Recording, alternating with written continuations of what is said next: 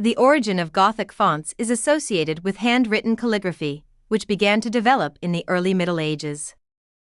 The name Gothic font was given due to its association with the architectural style of Gothic, but in fact later it was reborn in many different forms and variations.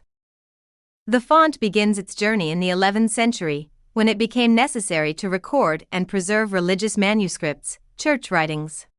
Fonts of that time were distinguished by a special pattern style and rounded letter shapes. People tried to highlight and convey the essence, began to focus on the first letters. In the 12-14 centuries, the Gothic font underwent significant development and was used in handwritten books, manuscripts, and documents. It is noteworthy that the growth in popularity of the Gothic font occurred in parallel with the flourishing of Gothic architecture and art in general. Gothism has intertwined everything together. In the 14-16 centuries, the construction of churches and monasteries flourished. There is an abundance in creating a large number of handwritten texts. The increased need for a Gothic font has led to its use in book production, becoming part of Europe's cultural heritage due to readability. Then he moved to the printing house because of its simplicity, adding, surprisingly, art to the work. A distinctive feature of the Gothic style is the desire for light and height, which stands out in the font. Texture, from Lat.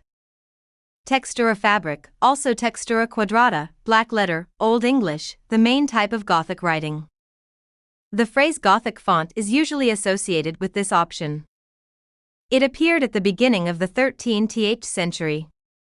The texture got its name because it covered the page evenly and at a certain distance. The page filled with this font resembled the texture of a fabric.